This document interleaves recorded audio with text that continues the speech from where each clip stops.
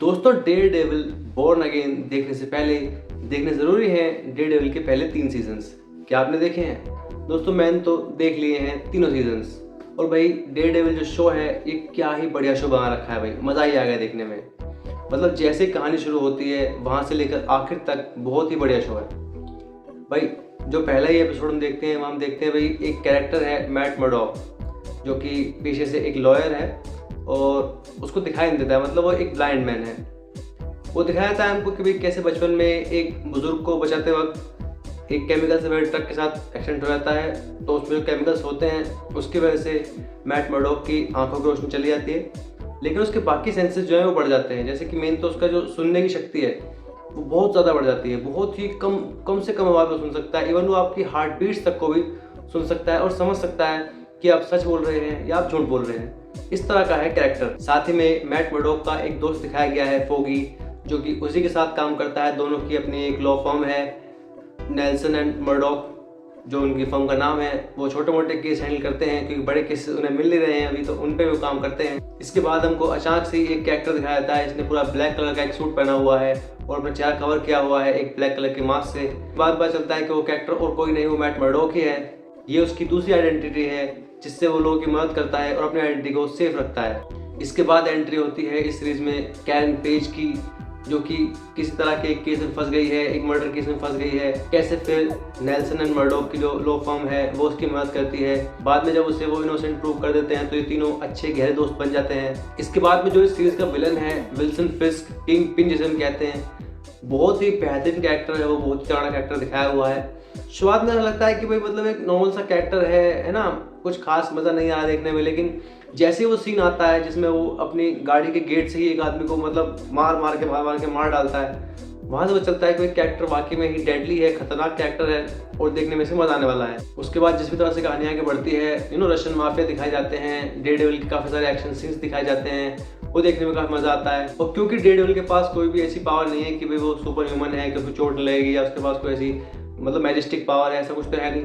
जब उसकी फाइट्स होती हैं उसको बहुत सारी चोटें लगती हैं, कई बार तो लगता है कि यार ये मर जाए कहीं, मतलब इतना पिटता है वो, इतना कट पिट जाता है कई बार, लेकिन वो देखने में इतना मजा आता है, मतलब बिल्कुल रियल लगता है, एकदम रियलिस्टिक लगता है वो। वहीं दूसरी तरफ जो किंग पिन है वो किस तरह से हेल्स किचन को एक मतलब एक सुरक्षित जगह बनाना चाहता है, लेकिन उसके जो आइडियोलॉजी है, उसकी जो नियम कानून है, उसका तरीका जो है वो सही नहीं है। उसके हिसाब से भैया लोगों को मारो मुरो अलग हटाओ। वहीं दोस्तों जो डेयर डेविल है वो लोगों को मारने में विश्वास नहीं रखता है, उसे लगता है कि वो लोगों को सुधारने का मौका मिलना चाहिए, लॉ है कानून है वो सजा देगा। डेयर डेविल उन्हें जान से नहीं मारता है, क्योंकि डेयर डेविल एक भगवान में विश्वास रखने वाला एक आदमी है जो कि पूरी तरह से कैथोलिक है, वो भगवान में पूरी तरह भरोसा रखता है। इसके बाद हम देखते हैं किस तरह से कहानी आगे बढ़ती है, कैसे एक रिपोर्टर बेन यूरिक केस में एंट्री होती है, कैसे वो लोग विल्सन फिस्क को एक्सपोज करने के लिए सारे काम करते हैं, कैसे सब एक साथ आते हैं, विल्सन फिस्क यानी कि किंग पिन को एक्सपोज वो करते हैं लोगों के सामने।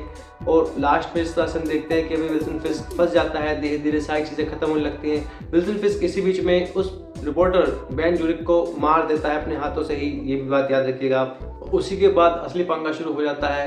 अब सब बिल्कुल खड़े हो गए हैं कि अब तो नहीं छोड़ेंगे इसको हम। लास्ट में किस तरह से विल्सन फिस्क को आखिरकार जेल जाना ही पड़ता है। और लास्ट एपिसोड में हमको डेयर डेविल का वो आइकॉनिक सूट दिखाया जाता है, रेड वाला सूट दिखाया जाता है कि डेयर डेविल इस सूट में वो आ गया है। बाकी पूरी सीजन में वो अपना ब्लैक वाला सूट ही पहनता है। और लास्ट सीन में ये दिखाया जाता है कि विल्सन फिस्क अब जेल जा चुका है, हेल्स किचन अब सुरक्षित हो चुका है, डेयर डेविल इस न्यूयॉर्क सिटी का एक नया सुपर हीरो हमें देखने को मिल गया है।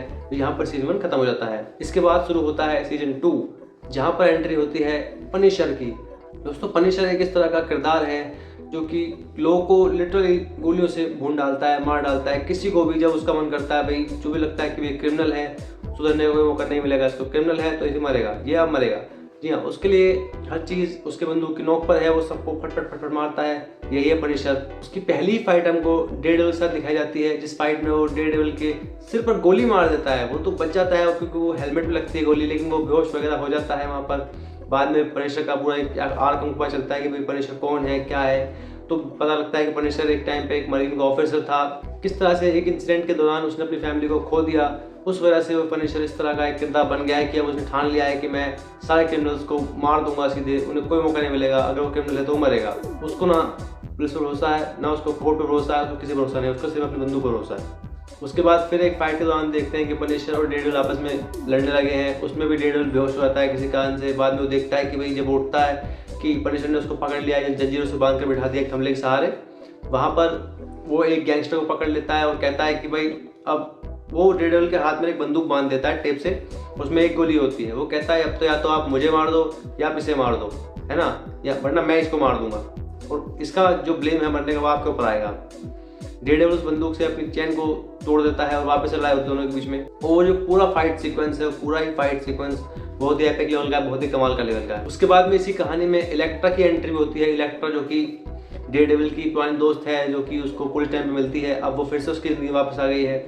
वो कैसे उन्हें बताते हैं कि भाई जो हैंड है वो कौन है, याकुजा कौन है, ये लोग क्या करने की प्लानिंग कर रहे हैं। इलेक्ट्रा एक अलग तरह का कैरेक्टर दिखाई गई है, मतलब उसको लोगों को मारने में उसको मजा आता है। वो डेडेविल तरह नहीं है, उसको लोगों को मारने में मजा आता है। वहीं बाद में उनको पता चलता है कि भाई जो इलेक्ट्रा है वो भी स्टिक की ही चेली है, स्टिक ने उसको सिखाया। स्टिक दोस्तों वही है जिसने डेडेविल को भी मार्शल आर्ट सिखाई थी ना। वो अंधा तो हो गया था, उसके सेंसेस तो बढ़ गए थे, लेकिन जो भी मार्शल आर्ट्स उसको आता है, जो लड़ना उसको आता है, जो भी उसकी स्किल्स हैं वो सारी डेवलप स्टिक नहीं की थी। स्टिक की तरह से उसका मेंटोर है, उसका गुरु है, उसी ने इलेक्ट्रा को भी ट्रेन किया है। लेकिन इलेक्ट्रा को पूरी तरह बदल नहीं पाया। इलेक्ट्रा के लिए आज भी लोगों को मारना एक प्लेजर है। कैसे एक सीक्वेंस में इलेक्ट्रा स्टिक को ही मारने के लिए आगे बढ़ पड़ती है कि स्टिक को ही मारेंगे जान से। स्टिक और इलेक्ट्रा की फाइट होती है, वहाँ डेडेविल पहुंच जाता है और किस तरह से बचा लेता है स्टिक को वहाँ पर। लेकिन जो हैंड के लोग होते हैं वो उसको पकड़ लेते हैं। फिर लास्ट में वो अस्पताल वाला एक सीन दिखाया है जिसमें भी निंजा आ जाते हैं, उनको मारने की कोशिश करते हैं सबको, है ना, बच्चे कुछ होते हैं और उनको मारने की कोशिश करते हैं। फिर उसी बीच में इलेक्ट्रा मर जाती है डेडेविल को बचाते वक्त, कि भी डेडेविल को वो प्रोटेक्ट करते वक्त खुद मर जाती है। और लास्ट में हमको दिखा दिया जाता है कि भी इलेक्ट्रा को एक अजीब सी चीज़ में लिटा दिया गया है और पता नहीं उसको कुछ जिंदा करेंगे शायद फिर से।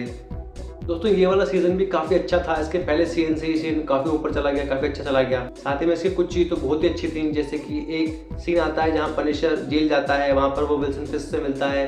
वहाँ पर फिर उसकी जो लड़ाइयाँ होती थी, फाइट सीक्वेंस दिखाए गए थे, बहुत ही कमाल के फाइट सीक्वेंस उस आए थे।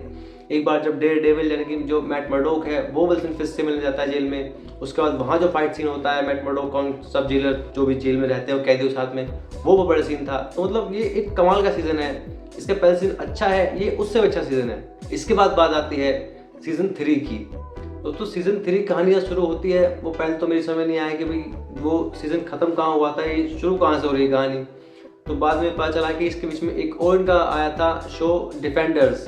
जब डिफेंडर्स में सीजन 2 के बाद कहानी आगे बढ़ी थी, वहाँ पर हमको फिर से इलेक्ट्रा दिखाई गई थी, है ना, वहाँ पर स्टिक दिखाया गया था, हैंड दिखाई गई थी। कि इस तरह जो कहानी सीजन 2 में स्टार्ट होती है वो खत्म होती है डिफेंडर्स में, है ना। डिफेंडर्स में वो कहानी खत्म होती है और उसके बाद फिर शुरू होती है कहानी सीजन 3 की।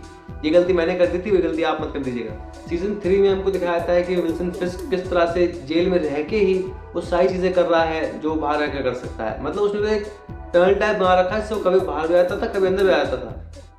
कमाल है। और इस सीजन में एक और विलन की एंट्री में होती है डेथ्स, जिन्हें कॉमिक बुक में बुलजाई कहा जाता है। जी हाँ, कमाल का एक कैरेक्टर है वो। किस तरह से उस कैरेक्टर को पूरी तरह लिखा गया है, जो निभाया गया एक्टर द्वारा, काफ़ी अच्छा वो लगा मुझे। जिस तरह से पूरी डेप्थ है कैरेक्टर में, एक सीरियसनेस है, वो कमाल का एक साइकोपाथ टाइप का कैरेक्टर है भाई। वो जो भी चीज़ वो फेंकता है वो निशाने पर ही लगती है। मतलब यही उसके साथ पावर भी है कि जो भी चीज़ वो फेंकेगा वो निशाने पर ही लगेगी। किस तरह से जो विल्सन फिस्क है वो उसको मैनिपुलेट कर देता है, अपनी बातों में उलझा लेता है और उससे बुरे बुरे काम कराता है ना। वैसे तो वो एक ऑफिसर होता है, पुलिस में होता है, लेकिन बाद में वो सब चीज़ें छिन जाती हैं उससे और वो किस तरह से बुरे कामों में आ जाता है। एक सीक्वेंस में जहाँ डेडेविल का वो कॉस्ट्यूम पहन लेता है और लोगों को मारता है ताकि ऐसा लगे कि भाई डेडेविल लोगों को मार रहा है। फिर उसी में जब हमारा असली डेडेविल मैट मर्डोक है वो सामने आता है और फिर डेडेविल वर्सेस डेडेविल की जो फाइट देखने को मिलती है वो काफ़ी मज़ा आता है देखने में, मज़ा आ जाती है पूरी फाइट। हालांकि हर बार ही जब भी उनकी फाइट आपस में होती लगता है कि भाई डेक्स भारी पड़ रहा है मैट मर्डोक पर। वो मतलब एक कमाल की चीज़ देखने मिलती है। फिर धीरे धीरे कैसे चीज़ें आगे बढ़ती हैं, कैसे वो फाइनल सीक्वेंस आता है जहाँ फाइनली हमारा डेडेविल हाथ छोड़ता है विल्सन फिस्क पर और क्या मुक्केबाजी उसमें करता है भाई साहब, क्या मुक्के बजाता है उसके मुंह पर, फैट फैट फैट फैट। पूरा मज़ा आता है वो देखकर। मतलब एक सुकून मिलता है, एक सेटिस्फैक्शन मिलता है कि मज़ा आ गया। ये होता है एक शो, मतलब पूरी फील आती है। जैसे ही वो सीन कंप्लीट होता है एक पूरी स्टोरी कंप्लीट हो जाती है, पूरी स्टोरी कंप्लीट स्टोरी है। मज़ा आता है देखने में। तीनों सीजन्स बहुत ही अच्छे हैं, बहुत ही कमाल के सीजन्स हैं। हर सीज़न उसके सीजन से बेहतर है। सीजन 1 से सीजन 2 बेहतर है, सीजन 2 सीजन 3 बेहतर है। कहानी एक फ्लो में आगे बढ़ती है। पहले एपिसोड से लेकर इसके 39 एपिसोड तक बहुत अच्छा शो है। लेकिन हाँ, वो सीक्वेंस याद रखिएगा, पहले सीजन 1, सीजन 2, फिर डिफेंडर्स, उसके बाद सीजन 3। दोस्तों ओवरऑल पूरा शो ही काफ़ी अच्छा लगा मुझे। तो मैं तो इसको मतलब 4.5 आउट ऑफ 5 रख सकता हूँ। मुझे तो काफ़ी अच्छा लगा। तीनों सीजन इसके बहुत अच्छे हैं। जो भी इसमें एक्शन सीक्वेंसेस हैं, जो भी हैंड टू हैंड फाइट दिखाई गई है, बहुत ही अच्छे हैं। सभी एक्टर्स ने कमाल का काम किया है। स्पेशली चार्ली कॉक्स और विंसेंट डोनोफियो ने अपने किरदार को बहुत ही बखूबी निभाया है, कमाल का काम किया है। दोस्तों यदि आपने अभी तक डेयरडेविल नहीं देखा है तो ज़रूर देख लीजिएगा, क्योंकि दोस्तों कहा जा रहा है कि इसके बाद ही डेयरडेविल बोर्न अगेन कहानी आगे जाएगी। कहने के लिए डेयरडेविल बोर्न अगेन होगा, बाकी डेयरडेविल का सीजन 4 ही होने वाला है। दोस्तों भविष्य में भी इस तरह के बड़े रिव्यूज जानने के लिए सब्सक्राइब कर लीजिएगा सिनेमैटिक आकाश को।